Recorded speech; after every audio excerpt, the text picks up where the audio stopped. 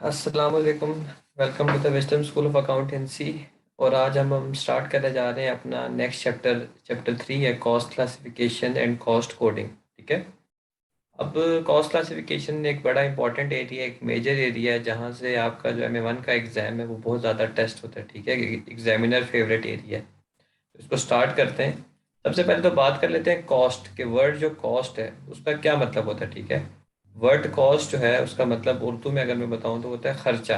यानी कि किसी चीज़ को लेने के लिए, हासिल करने के लिए आपने जो खर्चा किया वो आपकी कॉस्ट कहलाती है। अब एक मैन्युफैक्चरिंग ऑर्गेनाइजेशन है, एक बिजनेसेस है, उनमें बहुत ज़्यादा different types of cost incur होती हैं, मुख्तलिफ खर्चे होते हैं। तो अब उन कॉस्ट को हम ग्रुप करते हैं, उनको हम जो है क्लासिफाई करते हैं। ठीक है। क्लासिफिकेशन का मकसद ये होता है कि वो कॉस्ट जिनकी करेक्टरिस्टिक्स एक जैसी है उनको हम सेपरेटली आइडेंटिफाई कर लें। ठीक है। उनको ग्रुप कर लें ताकि उनके नेचर को समझने में हमारे लिए आसानी हो। और अगर हम कॉस्ट की नेचर को समझ पाएंगे तो ऑब्वियस सी बात है कि हम उसको अच्छे तरीके से कंट्रोल कर लेंगे। तो कॉस्ट को जब हम क्लासिफाई करते हैं वो चार क्राइटेरियाज हैं। ठीक है। जिनकी बेस पे हम कॉस्ट को क्लासिफाई करते हैं। सबसे पहले है क्लासिफिकेशन बाय एलिमेंट, फिर है क्लासिफिकेशन बाय नेचर, फिर है क्लासिफिकेशन बाय फंक्शन और फिर है क्लासिफिकेशन बाय बिहेवियर। तो वन बाय वन हम इन चारों क्लासिफिकेशन को डिस्कस करेंगे। इनको डिस्कस करने से पहले दो डेफिनेशंस हैं जिनके बारे में आपको पता होना ज़रूरी है कि कॉस्ट सेंटर क्या होता है और कॉस्ट यूनिट क्या होता है। तो कॉस्ट सेंटर से स्टार्ट करते हैं। Cost centre is a production और सर्विस लोकेशन, फंक्शन, एक्टिविटी और item of equipment for which cost can be ascertain. Cost centre कोई लोकेशन हो सकती है, कोई फंक्शन हो सकता है, कोई आइटम हो सकता है जिसके लिए आप कॉस्ट को सेपरेटली आइडेंटिफाई कर सको, सेपरेटली डिस्कवर कर सको, डिटरमिन कर सको। ऐसी चीज को आप कॉस्ट सेंटर कहलाते हैं। फॉर एग्जांपल आपका एक सेल्स डिपार्टमेंट है, अगर आप उस सेल्स डिपार्टमेंट से एसोसिएटेड जितनी भी कॉस्ट है उनको सेपरेटली आप आइडेंटिफाई कर सकते हैं, डिटरमिन कर सकते हैं कि हाँ यार ये कॉस्ट इससे रिलेट करती है, तो वो सेल्स डिपार्टमेंट आपका कॉस्ट सेंटर कहलाएगा। अब फंक्शन, ठीक है, फंक्शन हो सकता है आप कंस्ट्रक्शन कंपनी हो, आपका सर्वेइंग का फंक्शन हो। अब आप जो सर्वेइंग के फंक्शन है उसमें जितनी भी कॉस्ट लग रही है उससे एसोसिएटेड, मतलब जो जो भी कॉस्ट है आप सेपरेटली अगर डिस्कवर कर सकते हैं, आइडेंटिफाई कर सकते हैं, तो वो भी आपका एक कॉस्ट सेंटर कहलाएगा।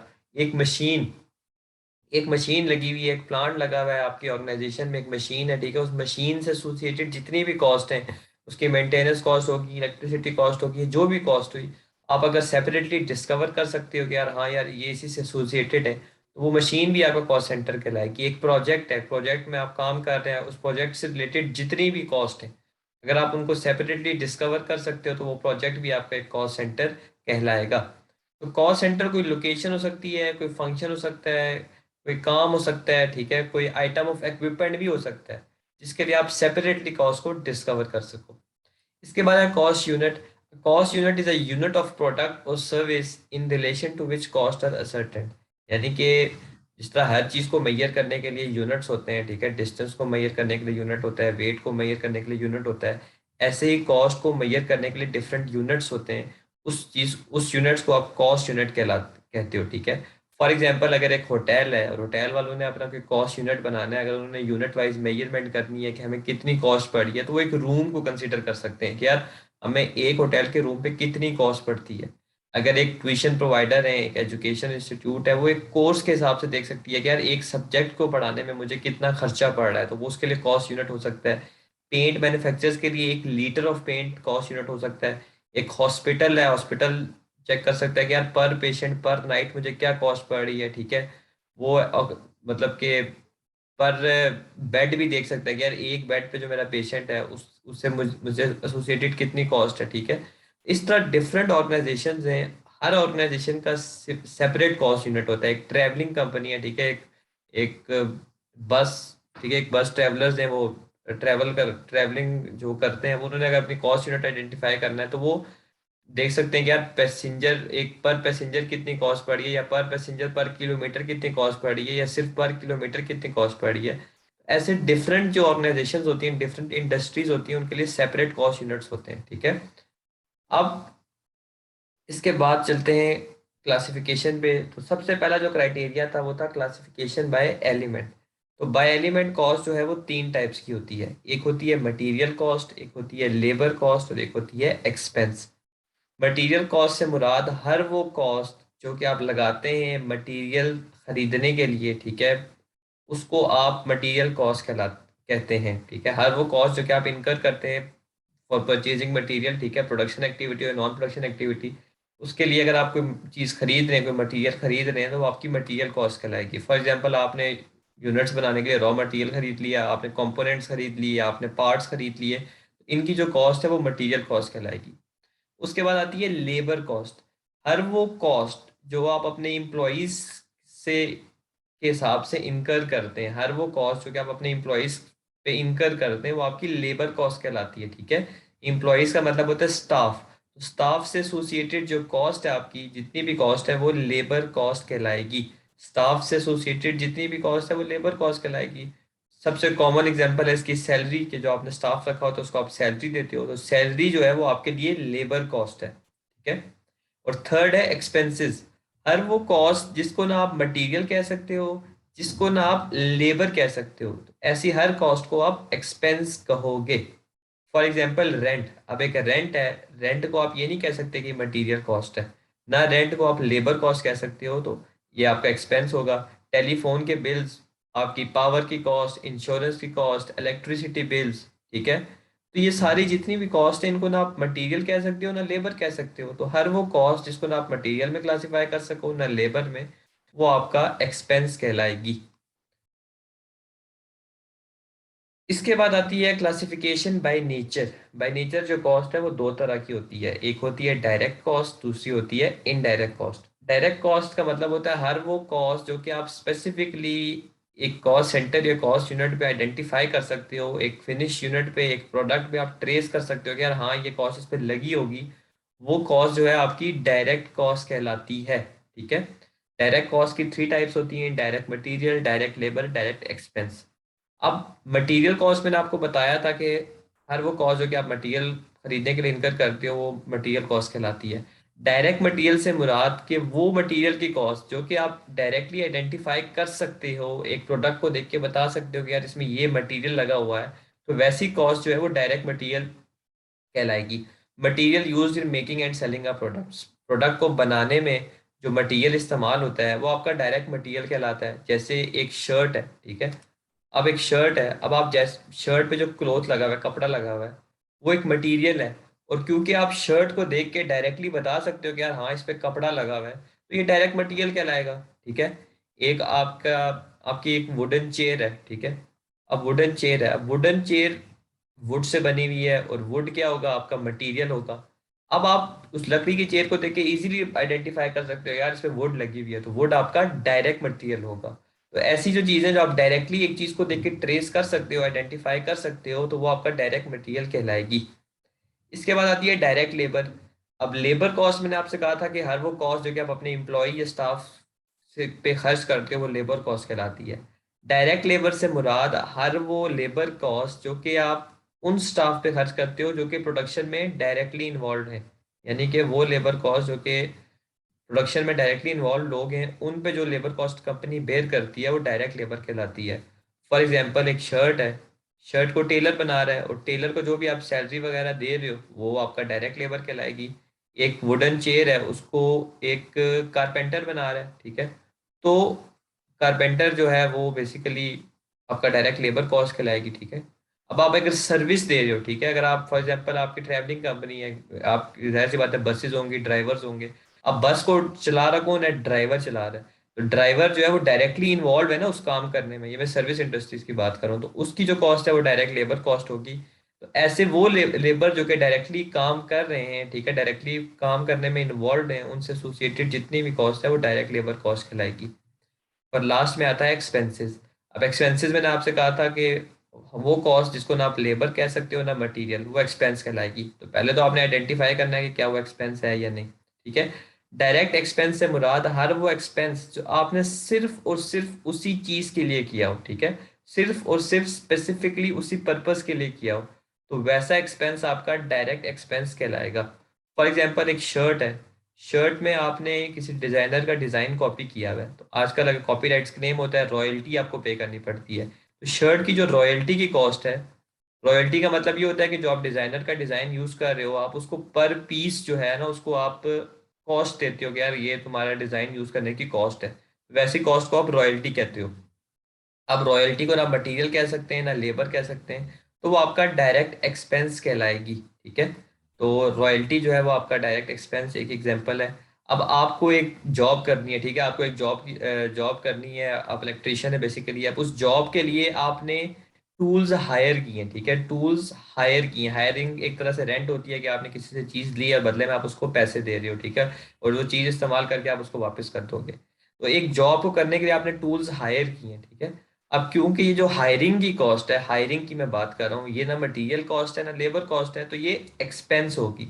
और क्योंकि आपने इन टूल्स को सिर्फ और सिर्फ इसी जॉब के लिए लिया है, तो ये आपका डायरेक्ट एक्सपेंस होगी। ठीक है, अगर आपने एक्सपेंस सिर्फ और सिर्फ इसी पर्पस के लिए किया है, तो वो एक ही पर्पस के लिए किया हो तो हमेशा डायरेक्ट एक्सपेंस होता है। ये बड़ी इंपॉर्टेंट चीज़ है जो आपने अपने जहन में रखनी है। अब फॉर एग्जांपल इस जॉब के लिए आपने टूल्स परचेज किए थे, लेकिन सिर्फ इसी जॉब के लिए किए थे, बाद में आपने वो स्क्रैप कर देने थे या बेच देने थे, तो ये जो टूल्स आपने इवन परचेज भी किए हैं ना सिर्फ और सिर्फ इसी काम के लिए, इसी जॉब के लिए, तो वो आपका डायरेक्ट एक्सपेंस ही कहलाएंगी। तो ऐसा एक्सपेंस जो सिर्फ आपने एक स्पेसिफिक पर्पस के लिए किया हो ना, वो डायरेक्ट एक्सपेंस होता है।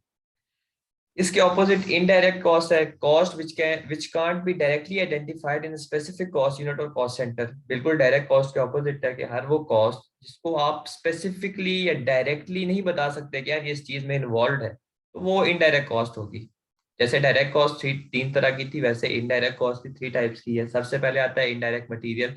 अब डायरेक्ट मटेरियल क्या होता था कि आपने एक यूनिट को देखा और प्रोडक्ट को देखा और उसको देख के आपने बता दिया कि यार इस पे ये लगी होगी कॉस्ट। इनडायरेक्ट वो है जो कि आप डायरेक्टली नहीं बता सकते, डायरेक्टली आइडेंटिफाई नहीं कर सकते, एट्रीब्यूट नहीं कर सकते, ट्रेस नहीं कर सकते। एग्जामिनर डिफरेंट वर्ड यूज करता है। इन्वॉल्व होगा वो भी प्रोडक्शन प्रोसेस में, लेकिन आप उस चीज को देख के नहीं बता सकते, तो वैसे मटेरियल कॉस्ट आपकी इनडायरेक्ट मटेरियल कहलाएगी। अब शर्ट की मैंने आपको एग्जांपल दी, ठीक है। अब शर्ट में जो है वो बनती है मशीन से, ठीक है, स्विंग मशीन से बनती है। स्विंग मशीन की मेंटेनेंस के लिए आपने जो है ऑयल की बॉटल्स दी, ऑयल फ्लूइड्स या लुब्रिकेंट्स दिए ताकि उसकी क्लीनिंग कर सकें, ताकि वो स्मूथली रन कर सके। अब जो ऑयल आपने उसकी बॉटल ली, अब ये मटीरियल है, ठीक है।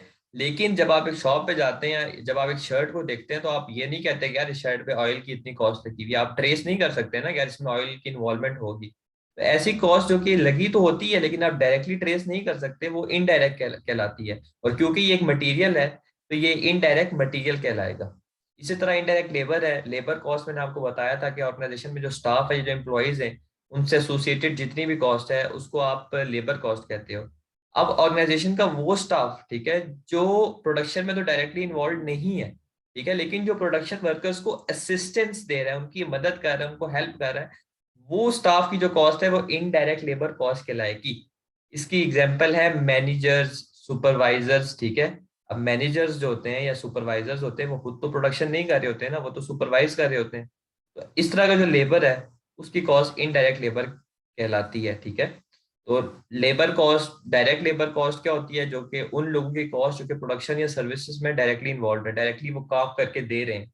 और उससे अलावा जितने भी लेबर है वो आपके इनडायरेक्ट लेबर में आएंगे। ठीक है, आपके मैनेजर्स हो गए, सुपरवाइजर्स हो गए, क्लर्क्स हो गए, अकाउंटेंट्स हो गए, ये लोग प्रोडक्शन नहीं कर रहे होते। ठीक है, ये मैनेजर्स हैं, ये चीजों को, एडमिनिस्ट्रेशन रिलेटेड चीजों को रन कर रहे होते हैं, तो इनकी जो कॉस्ट है वो इनडायरेक्ट लेबर कहलाएगी। लास्ट पे है इनडायरेक्ट एक्सपेंस। डायरेक्ट एक्सपेंस मैंने आपको बताया था कि आप बता सकते हैं कि यार स्पेसिफिकली इसी चीज के लिए हुआ हुआ है, इसी मकसद के लिए हुआ हुआ है।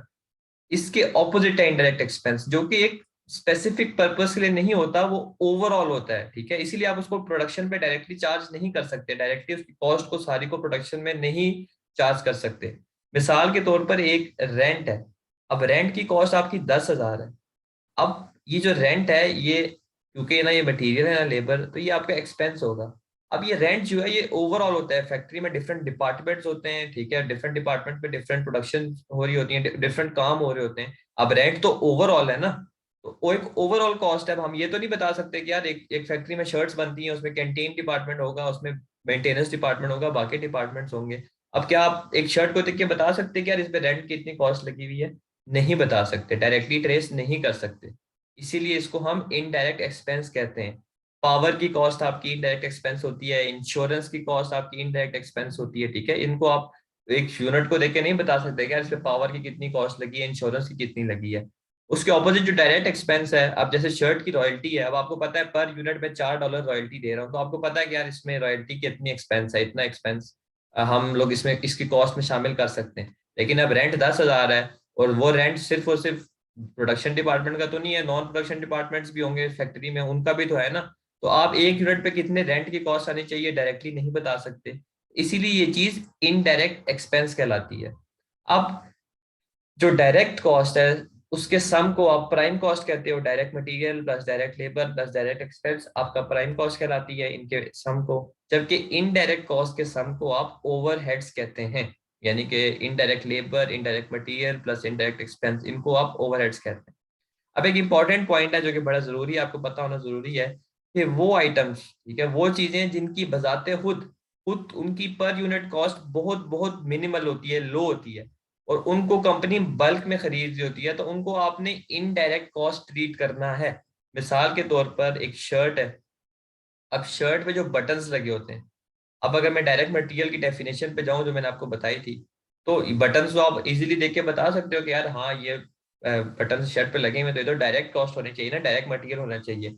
लेकिन यहाँ पर मैनेजमेंट अकाउंटिंग वालों की एक आर्ग्यूमेंट होती है, आर्ग्यूमेंट ये होती है कि यार जो बटन्स है, वो बटन्स हम लोग खरीदते हैं बल्क में, ठीक है, बल्क में हम बटन्स खरीदते हैं। कितने बटन्स जो हैं वो रास्ते में ड्यूरिंग डिलीवरी वो डैमेज हो जाते हैं, कितने बटन्स जो होते हैं जब वो शर्ट बन रही होती है, उस पर स्टिचिंग हो रही होती है, अटैच कर रहे होते हैं, बटन टूट जाते हैं, ठीक है, खराब हो जाते हैं, वेस्ट हो जाते हैं।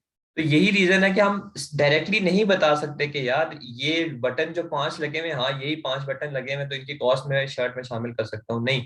हो सकता है पीछे से 10-12 बटन मतलब थे और टूट के डैमेज हो गए, पर शर्ट 5-6 बटन आ रहे हैं, तो एग्जैक्ट तो हम नहीं बता सकते ना, कॉस्ट तो हमने सारी की सारी इनकर की, लेकिन वो कितनी चीजें वेस्ट हो जाती हैं, स्क्रैप हो जाती हैं, तो उसको हम आइडेंटिफाई नहीं कर पाते। इसीलिए ऐसी चीजें जो कि जिनकी बजाते खुद जो होती है कॉस्ट पर यूनिट बहुत बहुत कम होती है, और जिनको आप बल्क में खरीदते हो, उनको आपने इनडायरेक्ट कॉस्ट ट्रीट करना है, ठीक है। अब एक शर्ट है, उस पर फर्ज करें 5 बटन लगे हुए हैं, और एक बटन की कॉस्ट जो है वो आपको ₹2 पड़ी थी, ठीक है। तो अब आप कहें जी यार ₹10 कॉस्ट है, तो ये ₹10 डायरेक्ट मटेरियल है, मैं बता सकता हूँ कि यार ₹10 के बटन लगे हुए मैं प्रोडक्ट की कॉस्ट में शामिल कर दूंगा, लेकिन ऐसा नहीं है। क्यों? हो सकता है पीछे आपने बल्क में बटन लिए हो, कितने वेस्ट हुए हो इस शर्ट को बनाते हुए, कितने जाया हुए हो, ठीक है। इन इन रियलिटी तो ये 5 बटन तो नहीं होंगे ना इस शर्ट को इस्तेमाल करते हुए, हो सकता है पीछे से 9-10 हो, और शुरू में कोई टूट गए हो, कोई यहाँ आकर वेस्ट हो गए हो। तो यही रीजन है, ये एक आर्ग्यूमेंट है, ठीक है, एक मैनेजमेंट अकाउंटिंग वालों की आर्ग्यूमेंट है कि यार ये जो ऐसी चीजें होती हैं, इनको हमने इनडायरेक्ट कॉस्ट ट्रीट करना है। जैसे अब वुडन जो टेबल्स होते हैं, चेयर्स होते हैं, उनमें जो कीलें लगी होती हैं, ठीक है, वो नेल्स जो होती हैं, उनको आप कह सकते हो कि वुडन चेयर में नेल्स, वो भी आपकी क्या कहलाएंगी, वो भी आपकी इस तरह इनडायरेक्ट कॉस्ट होंगी। तो ऐसी चीजों को आपने जहन में रखना जरूरी है। अगर क्वेश्चन में वो पूछता है कि इनमें से कौन सी चीज है जिसको आप indirect cost most likely treat कर सकते हो, तो आपने देखना है कि क्या कोई ऐसी चीज है जो कि जिसका बाजार खुद कॉस्ट पर यूनिट बहुत लो है, और उसको हम बल्क में खरीदते हैं, तो आपने उसको कहना है कि हाँ इसको हम इनडायरेक्ट कॉस्ट कह सकते हैं। ये मैनेजमेंट अकाउंटिंग वालों की एक आर्ग्यूमेंट है। ये बड़ा इंपॉर्टेंट कॉन्सेप्ट है, ये आप लोगों ने अपने माइंड में रखना है। इसके बाद बाय एलिमेंट हमने बात कर ली, कॉस्ट होती है material, labour, expense. By nature हमने बात कर ली कि डायरेक्ट कॉस्ट होती है, इनडायरेक्ट कॉस्ट होती है, ठीक है। Sum of all direct cost prime cost कहलाता है, और sum of all indirect cost overheads कहलाता है। अब बाय फंक्शन जो है, बाय फंक्शन में आपने बाकी सारी चीजें भूल जानी है पिछली, ठीक है, आपने जस्ट देखना है कि क्या वो कॉस्ट वो प्रोडक्शन प्रोसेस का हिस्सा है। अगर तो वो प्रोडक्शन प्रोसेस का हिस्सा है तो वो आपकी प्रोडक्शन कॉस्ट कहलाएगी। अगर तो वो आपके प्रोडक्शन प्रोसेस का हिस्सा नहीं है, तो वो आपकी नॉन प्रोडक्शन कॉस्ट कहलाएगी, ठीक है। अब प्रोडक्शन कॉस्ट की एग्जांपल्स मैंने लिखी हुई है, direct material, direct labour, direct expense या प्राइम कॉस्ट। देखे ना, डायरेक्ट चीज का तो मतलब ही यही था कि यार हम इसको डायरेक्टली बता सकते हैं कि इतनी इतनी कॉस्ट इस पे लगी हुई है, तो वो तो ऑब्वियस सी बात है कि वो प्रोडक्शन में इन्वॉल्व होगी, क्योंकि वो डायरेक्ट है। एक चीज को आप डायरेक्टली बता सकते हो कि यार इसमें इन्वॉल्वमेंट है, इसकी चार्ज कर सकते हो कॉस्ट, वो प्रोडक्शन कॉस्ट होगी। प्लस प्रोडक्शन ओवरहेड्स, अब ये एक नई चीज है। ओवरहेड्स का मतलब क्या होता है? ओवरहेड्स का मतलब होता है इनडायरेक्ट कॉस्ट, ठीक है, अभी मैंने बताया सम ऑफ ऑल इनडायरेक्ट कॉस्ट। तो वो इनडायरेक्ट कॉस्ट जिसका ताल्लुक प्रोडक्शन प्रोसेस से है, वो आपके प्रोडक्शन ओवरहेड्स कहलाते हैं, ठीक है। फॉर एग्जाम्पल, मैनेजर, आपका एक मैनेजर है, मैनेजर को आप सैलरी दे रहे हो, और मैनेजर की सैलरी जो है वो क्या होगी, सैलरी है वो आपकी लेबर कॉस्ट होगी, क्योंकि मैनेजर की सैलरी है तो वो आपकी क्या होगी, इनडायरेक्ट लेबर। मैंने आपको बताया कि अगर उन लोगों की, उन लेबर की, उन स्टाफ की कॉस्ट जो कि प्रोडक्शन में डायरेक्टली इन्वॉल्व नहीं है, वो इनडायरेक्ट लेबर कहलाती है। अब देखिए, है तो ये इनडायरेक्ट लेबर, लेकिन जो मैनेजर है या जो सुपरवाइजर है, वो तो जो एम्प्लॉयज होते हैं उनको मैनेज कर रहा होता है, सुपरवाइज कर रहा होता है, ठीक है।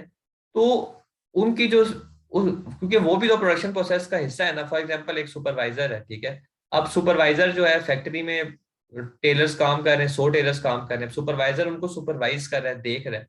तो सुपरवाइजर की सैलरी है तो इनडायरेक्ट लेबर है, तो ओवरहेड क्योंकि इनडायरेक्ट है, लेकिन ये प्रोडक्शन प्रोसेस का हिस्सा है, क्योंकि ये सुपरवाइज करेगा, ये देखेगा कि यार क्या लोग काम ठीक कर रहे हैं या नहीं कर रहे, तो वो सिस्टम का हिस्सा है, इसीलिए ये प्रोडक्शन ओवरहेड कहलाएगा।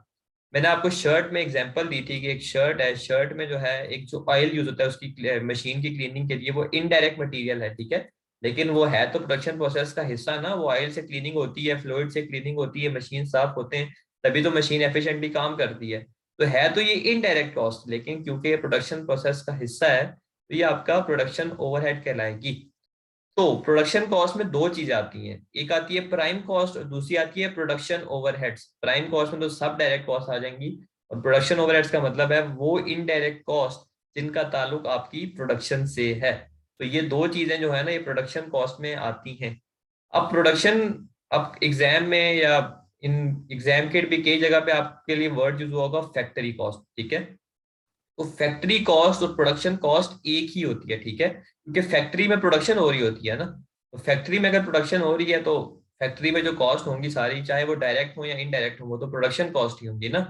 तो इस तरह आप लोगों ने जो है ना क्लासिफिकेशन करनी है। पहले आपने देखना है कि यार क्या ये मटेरियल है, लेबर एक्सपेंस है, फिर आपने देखना है डायरेक्ट है या इनडायरेक्ट, फिर आपने देखना है क्या प्रोडक्शन है या नॉन प्रोडक्शन। ऐसे आपने चीजों को लेके चलना है।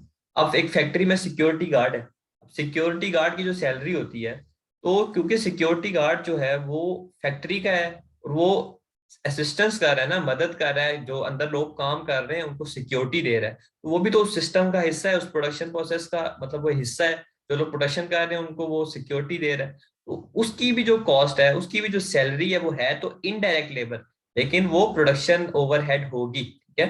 तो ऐसे आपने चीजों को क्लासिफाई करना है। इसके ऑपोजिट जो नॉन प्रोडक्शन कॉस्ट होती है, सिंपली हर वो कॉस्ट जिसका प्रोडक्शन से ताल्लुक नहीं होता, वो नॉन प्रोडक्शन कॉस्ट कहलाती है। उसमें आपकी एडमिनिस्ट्रेशन कॉस्ट आ जाती है, ठीक है। फैक्ट्री आपकी कंट्री साइड पे होती है, ऑफिस आपका मेन सिटी में होता है, ऑफिस का आपको रेंट दे रहे होते हैं, ऑफिस के आप बिजली के खर्चे बर्दाश्त कर रहे होते हैं, ऑफिस में आप लोगों को तनख्वाहें दे रहे होते हैं, क्लर्क्स होते हैं, अकाउंटेंट्स होते हैं, ठीक है। इन सब की जो कॉस्ट है वो नॉन प्रोडक्शन कॉस्ट है, ठीक है। अब मार्केटिंग कॉस्ट इसके बाद आ जाती है। मार्केटिंग कॉस्ट में जो आपने मार्केटिंग करने के लिए प्रोडक्ट की जो कॉस्ट इनकर की है, एडवर्टाइजिंग कॉस्ट आ जाती है, ठीक है। तो देखे ना, प्रोडक्शन तो हो चुकी है, प्रोडक्ट बन चुका है, तो अब उसके बाद आप मार्केट करते हो, तो ये कॉस्ट नॉन प्रोडक्शन कॉस्ट कहलाती है। सेलिंग कॉस्ट, आपने आपकी गाड़ी की एक गाड़ी आप मैन्युफैक्चर करते हैं, आपके शोरूम से डिफरेंट जगह पे, शोरूम का आप रेंट दे रहे हैं, शोरूम में जो लोग काम कर रहे हैं उनको आप पैसे दे रहे हैं, ठीक है, शोरूम के बिल्स दे रहे हैं आप, ये सारी सेलिंग कॉस्ट में आती है। और सेलिंग कॉस्ट क्या होती है, नॉन प्रोडक्शन कॉस्ट होती है। आप अपने प्रोडक्ट्स जो है डोर टू डोर सेल कर रहे हैं, सेल्समैन आपने रखे हैं, उनको आप कमीशन देते हैं। अब सेल्समैन कमीशन आपके लिए क्या हुआ, सेलिंग कॉस्ट हुआ। अब देखिए, एक चीज बड़ी इंटरेस्टिंग है जो आपको पता होनी चाहिए। अब शोरूम का जो सिक्योरिटी गार्ड होगा, उसकी कॉस्ट जो है वो नॉन प्रोडक्शन कॉस्ट होगी, ठीक है तो वो इनडायरेक्ट लेबर ही, लेकिन वो नॉन प्रोडक्शन है। लेकिन एक फैक्ट्री का जो सिक्योरिटी गार्ड है, वो प्रोडक्शन प्रोडक्शन ओवरहेड होगा, यानी कि इनडायरेक्ट लेबर होगा, लेकिन प्रोडक्शन से उसका ताल्लुक होगा। तो ऐसे अपने जहन में आपने बातें रखनी है, ठीक है। इस तरह आप लोगों ने क्लासिफिकेशन करनी है प्रोडक्शन और नॉन प्रोडक्शन की। इसके बाद डिस्ट्रीब्यूशन कॉस्ट आ जाती है नॉन प्रोडक्शन कॉस्ट में। आपकी जो इन्वेंट्री है, जो यूनिट्स हैं, आपने वो वेयर हाउस में रखे हुए, कस्टमर ऑर्डर करता है, आप वेयर हाउस से उसके घर तक पहुंचाते हैं। अब वेयर हाउस पे भी कोई ना कोई कॉस्ट लगती होगी, उसकी मेंटेनेंस की कॉस्ट, वेयर हाउस में चौकीदार आपने रखा होगा, वेयर हाउस में आपने स्टोर कीपर रखे होंगे, क्लर्क वगैरह रखा होगा, ठीक है, लोग रखे होंगे, उसके आप बिजली के बिल दे रहे होंगे, रेंट का खर्चा कर रहे होंगे, ये सारी डिस्ट्रीब्यूशन कॉस्ट कहलाती है, और ये नॉन प्रोडक्शन कॉस्ट होगी, ठीक है। ये सारी जो नॉन प्रोडक्शन कॉस्ट होती हैं, देखें, इनका कोई प्रोडक्शन से ताल्लुक नहीं होता, प्रोडक्शन हो चुकी होती है, उसके बाद ये बाकी चीजें हम कर रहे होते हैं, एडमिनिस्टर कर रहे होते हैं, मार्केट कर रहे होते हैं, बेच रहे होते हैं, डिस्ट्रीब्यूट कर रहे होते हैं। इसके बाद है डिस्ट्रीब्यूशन कॉस्ट में डिलीवरी ड्राइवर, यानी कि वो बंदा जो कि एक जगह से दूसरी वेयर हाउस से कस्टमर तक यूनिट्स पहुंचा रहा है, उसको भी आप कोई ना कोई तनख्वाह दे रहे होगे, तो वो भी आपकी नॉन प्रोडक्शन कॉस्ट होगी। फिर फाइनेंस कॉस्ट, ठीक है, आपने लोन लिया है कंपनी में, आपने कोई इन्वेंटरी परचेज करने के लिए, रॉ मटेरियल खरीदने के लिए आपने कोई बेसिकली लोन लिया है, लोन पे आप लोग इंटरेस्ट देते हो, ठीक है, जो इंटरेस्ट है वो एक नॉन प्रोडक्शन कॉस्ट होगी, ठीक है, इंटरेस्ट यानी कि सूद। तो ये सारी चीजें नॉन प्रोडक्शन कॉस्ट में आएंगी। अब कंफ्यूजन आपने क्रिएट नहीं करनी, क्वेश्चन की रिक्वायरमेंट के हिसाब से आपने चलना है। अगर तो वो आपसे पूछता है कि यार प्रोडक्शन ओवरहेड्स मुझे बताओ, तो आपने पहले देखना है कि क्या चीज वो ओवरहेड है, यानी कि क्या वो चीज इनडायरेक्ट है या नहीं। अगर वो इनडायरेक्ट है, फिर आपने देखना है कि क्या वो प्रोडक्शन है या नहीं। ऐसे आप लोग ने क्लासिफिकेशन करनी है। एक ऑफिस का जो सुपरवाइजर है या मैनेजर है, और एक फैक्ट्री का जो सुपरवाइजर है मैनेजर है, उनमें डिफरेंस है। ऑफिस का जो सुपरवाइजर और मैनेजर है वो इनडायरेक्ट लेबर है, लेकिन वो नॉन प्रोडक्शन है। लेकिन जो फैक्ट्री का सुपरवाइजर या मैनेजर है वो भी इनडायरेक्ट लेबर है, लेकिन वो प्रोडक्शन है। तो जो नॉन प्रोडक्शन इनडायरेक्ट कॉस्ट होती है उसको आप नॉन प्रोडक्शन ओवरहेड्स कहते हो, और जिसका ताल्लुक प्रोडक्शन से होता है उसको आप प्रोडक्शन ओवरहेड्स कहते हो। ऐसे आपने बड़े गौर से जो है ना क्वेश्चंस को करना है। अभी हम क्वेश्चन आगे डिस्कस भी करेंगे नेक्स्ट लेक्चर में, जो किट का लेक्चर होगा। तो ये बाय फंक्शन क्लासिफिकेशन है। पहले हमने बात की बाय एलिमेंट। बाय एलिमेंट मैंने आपको बताया कॉस्ट होती है तीन तरह की, मटेरियल, लेबर, एक्सपेंस। फिर हमने बात की by nature. By nature cost दो तरह की होती है, डायरेक्ट कॉस्ट, इनडायरेक्ट कॉस्ट। फिर हमने बात की बाय फंक्शन। बाय फंक्शन भी कॉस्ट दो तरह की होती है, प्रोडक्शन कॉस्ट और नॉन प्रोडक्शन कॉस्ट। अब हम आगे मूव करते हैं बाय बिहेवियर। ये बाय बिहेवियर कॉस्ट की कितनी टाइप्स हैं, ठीक है। देखें, बाय बिहेवियर, बिहेवियर का मतलब होता है कि एक चीज कैसे रिएक्ट करती है, बिहेव करती है। अब हमने देखना है कि हम किसके पर्सपेक्टिव से बात करेंगे, in accordance to which thing वो बिहेव करती है। तो बाय बिहेवियर हम देखेंगे कि यार कॉस्ट कैसे बिहेव करती है विद रिस्पेक्ट टू प्रोडक्शन। यानी कि जो प्रोडक्शन है, जो हमारी एक्टिविटी लेवल है, जो प्रोडक्शन यूनिट्स हैं, उनके ज्यादा होने से या उनके कम होने से उस कॉस्ट पे क्या अफेक्ट पड़ता है। तो अब हमने इस हिसाब से जो है ना कॉस्ट को क्लासिफाई करना है। तो चार कैटेगरीज हैं, ठीक है, चार क्लासिफिकेशन है बाय बिहेवियर। पहली है फिक्स्ड कॉस्ट।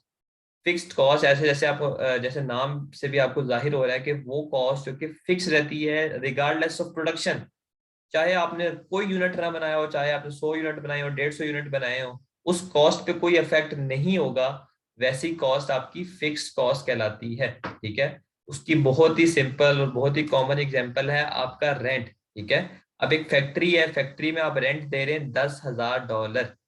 अब जो रेंट है बेसिकली, ठीक है, अब ये रेंट आप $10,000 आपने देना ही देना है। ये चीज मैटर नहीं करती कि यार आपने 1 यूनिट बनाया, आपने 0 यूनिट्स बनाए, ठीक है, आपने जितने मर्जी यूनिट्स बनाए, रेंट तो आपने देना ही देना है ना। ऐसी कॉस्ट जो जिसका ताल्लुक प्रोडक्शन से, मतलब जो प्रोडक्शन एक्टिविटी लेवल पे डिपेंडेंट नहीं होती, ठीक है, उसको आप फिक्स कॉस्ट कहलाते हो। प्रोडक्शन यूनिट्स आपके चाहे 0 हो, चाहे आपके प्रोडक्शन यूनिट्स 50 हो, 80 हो, उस कॉस्ट पे कोई इफेक्ट नहीं पड़ना, वो कॉस्ट आपकी फिक्स कॉस्ट कहलाती है। अब रेंट की मैंने आपको एग्जांपल दी। अब ये टोटल जो फिक्स कॉस्ट है उसका ग्राफ है, ग्राफ 1, ठीक है, ये मैंने टोटल फिक्स कॉस्ट का ग्राफ बनाया हुआ है। अब टोटल फिक्स कॉस्ट में आप गौर से देखें, ये वाली साइड कॉस्ट को रिप्रेजेंट कर रही है, ये वाली साइड यूनिट्स को। अब ये, अब फॉर एग्जांपल आप रेंट देने 10,000, तो देखें ना ये 10,000 रेंट तो आपने देना ही देना है, चाहे आपने 0 यूनिट्स बनाए हो तब भी, चाहे आपने यहाँ पर फॉर एग्जाम्पल 100 यूनिट्स बनाए तब भी। तो ये फिक्स कॉस्ट है, और फिक्स कॉस्ट को आपने ऐसे रिप्रेजेंट करना है स्ट्रेट लाइन से। अब हम बात करते हैं अगर फिक्स कॉस्ट पर यूनिट हो तो वो उसका क्या होगा। तो फिक्स कॉस्ट पर यूनिट जो है वो फॉल करती है अगर प्रोडक्शन इंक्रीज होती है। फॉर एग्जाम्पल आपका रेंट 10,000 था और यूनिट 100 थे। अगर मैं कॉस्ट पर यूनिट निकालूं, तो कॉस्ट पर यूनिट कैसे निकालते हैं, कॉस्ट डिवाइड बाई यूनिट्स। तो कॉस्ट है 10,000 और यूनिट्स हैं आपके 100, तो कॉस्ट पर यूनिट कितनी आ जाएगी, कॉस्ट पर यूनिट आ जाएगी 100। अब यूनिट्स फॉर एग्जाम्पल आपके इंक्रीज होके हो जाते हैं 1000, ठीक है। अब मैं कॉस्ट पर यूनिट निकालता हूँ, तो कॉस्ट पर यूनिट जो है वो हो जाएगी 10,000 कॉस्ट, और अब यूनिट्स 1000 हो गए तो ये हो जाएगी 10। तो कॉस्ट पर यूनिट जो है उसमें क्या एक आ रहा है, फॉल आ रहा है। तो फिक्स कॉस्ट पर यूनिट जो होती है, कॉस्ट पर यूनिट जो होती है वो फॉल करती है अगर आपकी प्रोडक्शन जो है वो इंक्रीज हो, और उस फॉल को आपने इस ग्राफ से रिप्रेजेंट करना है। तो ये जो ग्राफ है ये आपका फिक्स कॉस्ट पर यूनिट का ग्राफ है। तो हमने दो चीजें देखी कि जो टोटल फिक्स कॉस्ट होती है वो सेम रहती है रिगार्डलेस ऑफ प्रोडक्शन, जबकि जो पर यूनिट है उसमें एक फॉल आता जाता है, ठीक है। फॉल वो फिक्स नहीं होता कि फिक्स अमाउंट से फॉल है। इसी वजह से जो है ना वो कर्वी शेप उसका कॉस्ट पर यूनिट का ग्राफ आ रहा है कि कर्व शेप से वो डाउनफॉल उसमें आता है। बाकी एग्जांपल फिक्स कॉस्ट की रेंट हो गया आपका, रेट्स, इंश्योरेंस, ये सारी डेप्रिसिएशन एक्सपेंस है, आपने F1 में देखा होगा। तो ये सारी जो है आपकी फिक्स कॉस्ट होती हैं, ठीक है, सारी आपकी फिक्स होती हैं ये, इनमें कोई चेंज नहीं आता रिगार्डलेस ऑफ प्रोडक्शन। अब इसके बाद नेक्स्ट जो कॉस्ट है वो है वेरिएबल कॉस्ट। वेरिएबल कॉस्ट का मतलब होता है वो कॉस्ट जो कि चेंज होती है अगर आपकी प्रोडक्शन एक्टिविटी इंक्रीज हो जाए, ठीक है, तो उस कॉस्ट को आप वेरिएबल कॉस्ट कहते हो। वेरिएबल कॉस्ट में दो कैरेक्टरिस्टिक्स होती हैं। नंबर वन होती है कि जो टोटल वेरिएबल कॉस्ट है वो इंक्रीज करती है विद इंक्रीज इन प्रोडक्शन, कि जो जो आपके प्रोडक्शन यूनिट्स बढ़ते जाते हैं तो आपकी कॉस्ट में एक इंक्रीज आता है, ठीक है। अब फॉर एग्जांपल आपने एक यूनिट बनाना है, उस यूनिट को बनाने के लिए आपको 2 kg चाहिए, ठीक है। अब 1 kg की जो प्राइस है वो $2 है। अब आपने एक यूनिट बनाना है, आपको 2 kg चाहिए और 1 kg की प्राइस $2 है, तो यानी कि एक यूनिट को बनाने के लिए आपकी कॉस्ट जो है वो $4 लगेगी। 4 kg आपको चाहिए तो 4 kg के लिए आपकी कॉस्ट लगेगी $8। 6 kg के लिए आपकी कॉस्ट लगेगी $12। तो देखें ना, जो जो आप यूनिट्स बढ़ा रहे हैं आपकी कॉस्ट में क्या आ रहा है, इंक्रीज आ रहा है। 4 से 8 होगी, 8 से 12। ऐसी जो कॉस्ट है वो वेरिएबल कॉस्ट कहलाती है, ठीक है। तो इसका जो ग्राफ से आपने रिप्रेजेंट करना है, स्ट्रेट लाइन ग्राफ इसका होता है ऐसे, ठीक है। ये वेरिएबल कॉस्ट का टोटल वेरिएबल कॉस्ट, जो जो यूनिट्स बढ़ रहे होते हैं कॉस्ट में एक इंक्रीज आ रहा होता है। जैसे यहाँ पर एक यूनिट था तो कॉस्ट आपकी $4 थी, फिर आपके जब 2 यूनिट्स हुए तो कॉस्ट आपकी $8 होगी, 3 यूनिट्स हुए तो कॉस्ट आपकी $12 होगी, तो कॉस्ट में एक इंक्रीज आ रहा है। अब फिक्स कॉस्ट पर यूनिट हमने देखा था फॉल करती है, अब हम देखते हैं वेरिएबल कॉस्ट पर यूनिट जो है वो उसके क्या बिहेवियर होता है। यहाँ पर मैं निकालता हूँ कॉस्ट पर यूनिट वेरिएबल का। तो पहले मेरे पास यूनिट्स 1 थे और कॉस्ट 4 थी, तो कॉस्ट पर यूनिट मेरे पास आ जाएगा 4 डिवाइडेड बाई 1, 4। फिर मेरे पास यूनिट्स 2 थे और कॉस्ट 8 थी, तो कॉस्ट पर यूनिट आ जाएगा 8 डिवाइडेड बाई 2, 4। फिर मेरे पास यूनिट्स 3 थे और कॉस्ट 12 थी, तो कॉस्ट पर यूनिट आ जाएगा 12 डिवाइडेड बाई 3, 4। तो जो वेरिएबल कॉस्ट पर यूनिट होती है वो हमेशा सेम रहती है, कांस्टेंट रहती है, उस पर कोई इफेक्ट नहीं होता, ठीक है। तो वेरिएबल कॉस्ट में दो कैरेक्टरिस्टिक्स हैं। Number one, total variable cost increase करती है विद इंक्रीज इन प्रोडक्शन, ठीक है। जो जो प्रोडक्शन लेवल इंक्रीज होता है आपकी वेरिएबल कॉस्ट इंक्रीज होती है। उसका ग्राफ मैंने ये बनाया हुआ था टोटल वेरिएबल कॉस्ट का। जबकि पर यूनिट जो है, ये वेरिएबल कॉस्ट पर यूनिट का ग्राफ है, वो सेम रहेगी। जितने मर्जी आप यूनिट्स बना रहे हैं ना, आपकी कॉस्ट पर यूनिट जो है वो सेम रहती है, ठीक है। इसीलिए इसका ग्राफ बिल्कुल टोटल फिक्स कॉस्ट की तरह है। जैसे टोटल फिक्स कॉस्ट सेम रहती थी, इसी तरह वेरिएबल कॉस्ट पर यूनिट भी सेम रहती है, ठीक है। मैं पर यूनिट की बात कर रहा हूँ। अब अगर क्वेश्चन में आपको डिफरेंट टाइप्स ऑफ कॉस्ट दी हो, ठीक है, और वो ने पूछा हो आपसे यार आइडेंटिफाई करो ये कौन सी कॉस्ट है, और आपने देखना है कि क्या ये वेरिएबल कॉस्ट है या नहीं, तो आपने पहले देखना है कि क्या जो टोटल वेरिएबल कॉस्ट है, यानी कि टोटल क्या प्रोडक्शन के साथ इंक्रीज कर रही है या नहीं। तो अगर इंक्रीज कर रही है तो यस।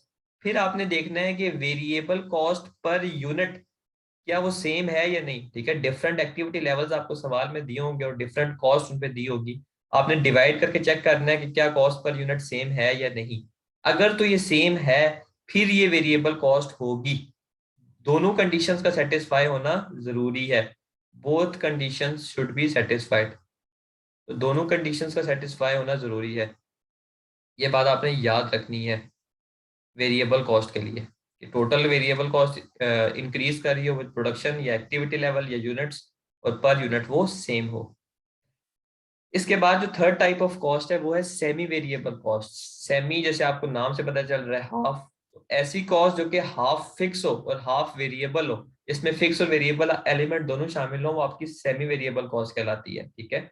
इसकी बहुत ही कॉमन से एग्जांपल है हमारे घरों में जो बिल्स आते हैं, टेलीफोन बिल्स, इलेक्ट्रिसिटी बिल्स। इनमें एक फिक्स लाइन रेंटल होता है जो कि आपने हर सूरत में देना ही देना होता है, ठीक है। और उसके अबव जितना आपका यूजेज होता है वो आपने कॉस्ट पे करनी होती है, ठीक है। तो टोटल सेमी वेरिएबल कॉस्ट जो है उसका ग्राफ मैंने ये बनाया हुआ है। देखें यहाँ तक मैंने एक स्ट्रेट लाइन बनाई हुई फिक्स कॉस्ट को रिप्रेजेंट करने के लिए। अब आप फोन का बिल दे रहे हैं, तो फोन के बिल में फॉर एग्जांपल 300 आपका लाइन रेंटल है। अब ये 300 रुपए आपने हर सूरत में देने, चाहे आपने एक कॉल भी महीने में ना की हो, ठीक है, या चाहे आपने मतलब कोई जीरो कॉल की हो, ठीक है, फिर भी आपने ये चीज देनी देनी है, तो ये तो फिक्स कॉस्ट होगी। जो स्ट्रेट लाइन मैंने बनाई हुई है ये फिक्स एलिमेंट को रिप्रेजेंट कर रही है, ठीक है। और इसके अबव जो है ना आपकी कॉस्ट में इंक्रीज आता जाएगा, ठीक है, जितनी आप कंजम्पशन करेंगे। आपने एक कॉल की तो उस हिसाब से कॉस्ट बढ़ती जाएगी, 2 कॉल्स की बढ़ती जाएगी, 3 कॉल्स की बढ़ती जाएगी, 4 कॉल्स की बढ़ती जाएगी। ये वाला जो जो नीचे ग्राफ का है ये लेवल ऑफ एक्टिविटी आपको बता रहा है, ठीक है। तो फिक्स हिस्सा तो आपने देना ही देना है, चाहे आपने कोई कॉल ना की हो। उसके अबव जो है ना वो वेरिएबल एलिमेंट आ जाता है कि जितनी आपने कॉल्स की हैं या जितनी आपने कंजम्पशन की है उस हिसाब से कॉस्ट बढ़ती जाती है। ऐसी कॉस्ट जो है वो सेमी वेरिएबल कॉस्ट कहलाती है, ठीक है। अब यहाँ पर semi variable cost per unit का मैंने ग्राफ बनाया है, वैसे ये आपकी बुक्स में है तो नहीं, लेकिन ये आप देख लें। इसमें अब फिक्स कॉस्ट पर यूनिट क्या होता था, फॉल करता था, और variable cost per unit constant होता था। तो मैंने वही चीजें यहाँ पर रिप्रेजेंट कर दी। ये जो फॉल मैंने शो किया हुआ है ये मैंने शो किया हुआ है जो फिक्स हिस्सा है उसके फॉल का। जो फिक्स कॉस्ट थी 300 लाइन रेंटल, वो फॉल ऐसे रिप्रेजेंट होगा। और ये जो डॉटेड लाइंस है ये पर यूनिट को रिप्रेजेंट कर रही है वेरिएबल कॉस्ट को, क्योंकि वो कांस्टेंट रहती है इसलिए मैंने स्ट्रेट बना दी है। तो semi variable cost per unit का ग्राफ ऐसे बनता है। ये आपको एग्जाम में कोई टेस्ट वगैरह नहीं होता, जस्ट ये आपकी एक्सप्लेनेशन के लिए मैंने बनाया है। तो ऐसी कॉस्ट जिसमें फिक्स हिस्सा भी होता है वेरिएबल हिस्सा भी होता है वो आपकी सेमी वेरिएबल कॉस्ट कहलाती है। अब मैंने आपको वेरिएबल कॉस्ट में बताया था आपने दो चीजें चेक करनी है कि टोटल कॉस्ट जो है वो इंक्रीज होनी चाहिए जो जो लेवल ऑफ एक्टिविटी बढ़ती है, और पर यूनिट सेम होनी चाहिए, ठीक है, वेरिएबल कॉस्ट जो होती है। अगर ये दोनों चीजें उस कॉस्ट में हैं तब वो वेरिएबल कॉस्ट होगी। अब फॉर एग्जांपल आपको क्वेश्चन में आपको डिफरेंट लेवल ऑफ एक्टिविटीज पे डिफरेंट कॉस्ट दी हुई थी। आपने देखा कि यार जो जो मेरी लेवल ऑफ एक्टिविटी बढ़ रही है वेरिएबल जो मेरी कॉस्ट है वो भी बढ़ रही है, ठीक है, तो ये तो पहली कंडीशन सेटिस्फाई होगी। फिर आपने कॉस्ट पर यूनिट निकाला डिफरेंट एक्टिविटी लेवल्स पे, ठीक है, तो वो अगर सेम नहीं आ रहा हुआ इसका मतलब क्या है कि ये आधी वेरिएबल है, ठीक है। आधी वेरिएबल का मतलब ये है ना कि सिर्फ एक ही कैरेक्टरिस्टिक शो कर रही है। ऐसी कॉस्ट जो कि आधी वेरिएबल हो उसको हम सेमी वेरिएबल कॉस्ट कहते हैं। तो आपको खुद ब खुद पता चल जाएगा कि यार ये कॉस्ट सेमी वेरिएबल है। वेरिएबल और सेमी वेरिएबल में डिफरेंस आपने ऐसे करना है। मैं जब किट का लेक्चर अपलोड करूंगा इस लेक्चर के बाद मैं उसमें आपको ये समझाऊंगा भी, लेकिन ये कॉन्सेप्ट आपने अभी यहाँ से पिक कर लेना है। इसके बाद जो लास्ट है बाय बिहेवियर क्लासिफिकेशन वो है स्टेप फिक्स कॉस्ट, ठीक है। स्टेप फिक्स कॉस्ट का मतलब होता है वो कॉस्ट जो कि फिक्स रहती है लेकिन एक रेंज तक, एक हद तक, ठीक है, एक थ्रेशोल्ड तक, एक टारगेट तक वो फिक्स रहती है। उसको आप स्टेप फिक्स कॉस्ट कहते हो। फिर जैसे ही आप वो रेंज या टारगेट को एक्सीड कर जाते हो, उसको क्रॉस कर जाते हो, तो कॉस्ट में एक स्टेप अप आ जाता है। ऐसी कॉस्ट जो है आपकी स्टेप फिक्स कॉस्ट कहलाती है। स्टेप फिक्स कॉस्ट की बहुत ही कॉमन एग्जांपल है वेयर हाउस का रेंट, ठीक है। अब वेयर हाउस का रेंट है, मिसाल के तौर पर आप जो है प्रोडक्शन कर रहे हैं, आपने वेयर हाउस में चीजें स्टोर की होती हैं। वेयर हाउस का रेंट जो है आप वो दे रहे हैं $1000। अब रेंट मैंने आपको क्या बताया था, क्या होता है, फिक्स होता है। अब इस रेंट जो वेयर हाउस है इसमें कैपेसिटी है 100 यूनिट्स रखने की, यानी कि आपके पास इतनी ही गुंजाइश है कि आप 100 यूनिट्स रख सकते हैं। तो जब तक आपकी जो कैपेसिटी है वो 100 यूनिट्स है और आपकी प्रोडक्शन जो है इससे अंडर है, 100 यूनिट से कम है, आप 100 यूनिट से कम स्टोर कर रहे हैं वेयर हाउस में, तो आपकी ये कॉस्ट क्या होगी, फिक्स होगी, ठीक है भाई। ये रेंट 1000 है, अप टू 100 यूनिट्स जो है ना ये 1000 ही आपने देना है, ठीक है। ये जो लाइन है ये यूनिट्स को रिप्रेजेंट कर रही है और ये लाइन जो है ये कॉस्ट को रिप्रेजेंट कर रही है। जब तक आप 100 यूनिट्स के अंदर अंदर आपकी कैपेसिटी है, आप उतने ही यूनिट्स वेयर हाउस में कीप कर रहे हैं, रख रहे हैं, तब तक तो आपने रेंट का 1000 ही देना है, तो वो फिक्स कॉस्ट है। लेकिन अब फर्ज करें आपको एक एक ऑर्डर आता है, ठीक है, उस ऑर्डर के तहत अब आपको ज्यादा यूनिट्स बनाने हैं, ज्यादा यूनिट्स बनाने पहुंचाने में टाइम लगता है, अब आपने ज्यादा स्टोर करना है, ठीक है। अब आपके पास इतनी कैपेसिटी नहीं है, अब आपके पास अगर एक चीज रखने की जगह नहीं है तो आपको मजबूरन एक नई जगह लेनी पड़ेगी, एक एडिशनल रूम लेना पड़ेगा, एडिशनल स्पेस लेनी पड़ेगी। अब फॉर एग्जांपल वो एडिशनल स्पेस जो आपने ली या रूम लिया उसका रेंट आप 500 दे रहे हैं और उसकी फर्दर कैपेसिटी 50 यूनिट्स है, ठीक है। तो अप टू 100 यूनिट्स तो आप कॉस्ट 1000 दे रहे थे, लेकिन जैसे ही आपकी 100 यूनिट से अबव होगी, 100 यूनिट्स प्लस आपकी कैपेसिटी होगी, तो आपको एडिशनल स्पेस लेनी पड़ेगी 500 जिसका रेंट है। तो जो रेंट की कॉस्ट है उसमें एक स्टेप अप आ जाएगा, 1000 से वो 500 बढ़ के 1500 हो जाएगी। तो ये जो स्टेप अप है, ठीक है, ये इसी वजह से इस कॉस्ट को हम स्टेप फिक्स कॉस्ट कहते हैं कि उसमें स्टेप अप आ जाता है। अब दोबारा अगले 50 यूनिट्स तक, क्योंकि 50 यूनिट्स रखने की गुंजाइश है, आपकी कॉस्ट यहाँ तक ही होगी, फिर ये 150 यूनिट्स तक आपकी कॉस्ट 1500 रहेगी।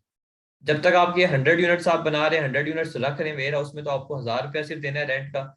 लेकिन जैसे ही ये यूनिट्स एक्सीड करते हैं तो आपको मजीद जगह लेनी है, तो आपको 1500 से अब से रेंट देना पड़ेगा, ठीक है। तो एक स्टेप अप आ गया। अब फॉर एग्जाम्पल आप आपके जो कैपेसिटी है वो 150 यूनिट से भी एक्सीड कर जाती है, तो फिर से एक स्टेप अप आ जाएगा, ठीक है। ऐसी कॉस्ट जो कि फिक्स रहती है एक सर्टेन रेंज तक, और जैसे ही हम वो रेंज क्रॉस करते हैं उसमें एक स्टेप अप आ जाता है, तो वैसी कॉस्ट को आप स्टेप फिक्स कॉस्ट कहते हो, जैसे वेयर हाउस रेंट है। अब दूसरी चीज मैंने लिखी हुई है सुपरवाइजर सैलरीज, ठीक है। ये वर्ड जो है ये आप बड़े इंपॉर्टेंट से आप देखना है, सैलरीज। एक सैलरी की बात नहीं कर रहा, सैलरीज की बात कर रहा हूँ।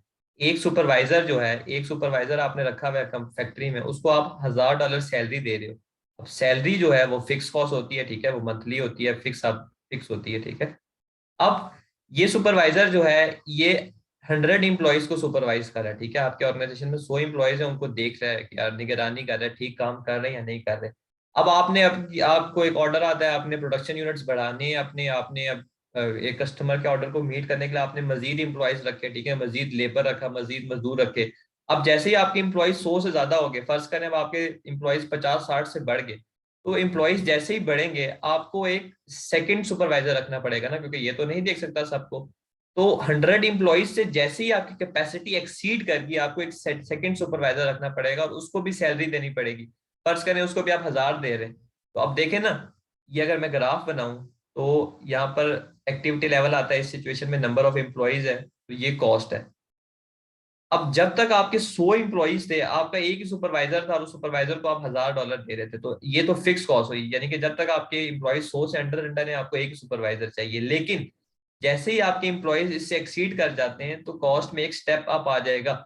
आपने एक एडिशनल सुपरवाइजर रख दिया, उसको भी आप $1000 दे रहे हैं, तब आप सुपरवाइजर के हिसाब से आपकी जो कॉस्ट है सैलरीज की वो 200 पे चलेगी। तो अब वो भी अगला सुपरवाइजर भी अगर सिर्फ 100 लोगों को देख सकता है, तो उस उन 200 एम्प्लॉयज तक यानी कि नेक्स्ट 100 तक वो कॉस्ट फिक्स है। ऐसे ही जो सैलरीज जो होती है ना, ये भी आपको एक स्टेप फिक्स कॉस्ट की नेचर बता रही होती है। ये जो कॉस्ट है ये स्टेप फिक्स कॉस्ट कहलाएगी, सही है। तो डिफरेंस आपने ऐसे करना है, जो फिक्स कॉस्ट होती है वो एक सर्टेन रेंज तक फिक्स रहती है, यानी कि उसमें कोई इफेक्ट नहीं होता। लेकिन जो स्टेप फिक्स कॉस्ट है वो, उसमें एक स्टेप अप आ जाता है जब आप एक टारगेट को एक्सीड कर जाते हो। उसकी एग्जांपल्स मैंने आपको दी, वेयर हाउस रेंट और सुपरवाइजर सैलरीज।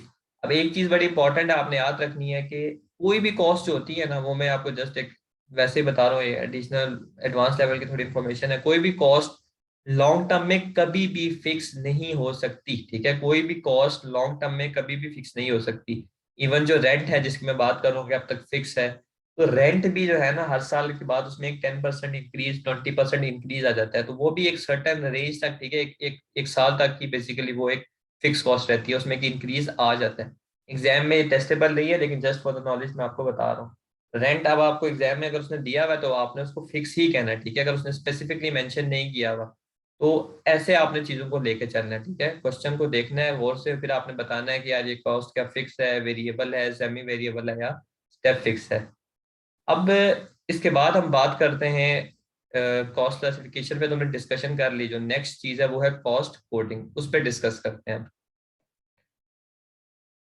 तो कॉस्ट कोडिंग की हमने बात करनी है। अब कोडिंग क्या होती है, कोड्स क्या होते हैं? Codes basically, code is a system of symbol design to be applied to a classified set of items to give a brief accurate reference, ठीक है। यानी कि कोई सिंबल्स होते हैं, वो अल्फाबेट्स हो सकते हैं, वो नंबर्स हो सकते हैं, जो कि आप किसी आइटम को देते हैं ताकि उसका ब्रीफली आप जो है ना उसको ब्रीफली आइडेंटिफाई कर सकें, ठीक है। और उस उससे आपकी मदद होती है रिकॉर्ड्स को एंटर करने में, ठीक है। अब हमने आपने FA1 पढ़ा होगा, डिफरेंट एक्सपेंसेस होते हैं, डिफरेंट रेवेन्यूज होते हैं, हम लोगों ने रिकॉर्ड करने होते हैं, डिफरेंट कॉस्ट होती है हमने रिकॉर्ड करनी होती है। अब उनके पूरे पूरे नाम से रिकॉर्ड करने की बजाय अगर हम उनको एक ब्रीफ सा एक जो है ना, उनको हम नाम दे दें, उनको हम कोई अल्फाबेट से रिप्रेजेंट कर दें, नंबर से रिप्रेजेंट कर दें, ऐसी चीज को हम कोड कहते हैं, ठीक है। कोड का मकसद ये होता है कि आपकी वो हेल्प करे, ठीक है, कि आप ब्रीफली एक चीज को जो है ना कोडिंग की फॉर्म में मतलब पुट कर दें।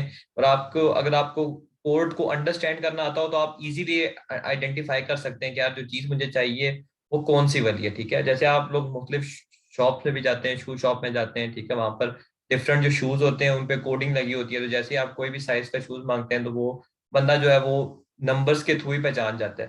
तो कॉस्ट में भी जो है ना, कॉस्ट कोडिंग में भी यही होता है कि जो डिफरेंट कॉस्ट होती है, ठीक है, खर्चे होते हैं, उनको हम जो है वाया कोड्स जो है ना इंटरप्रेट करते हैं। पहले हम उनको कोड्स की शक्ल में, मतलब उनको हम पहले कोड्स में रिप्रेजेंट करते हैं, ठीक है, उनका कोड उनका बनाते हैं एक, ठीक है।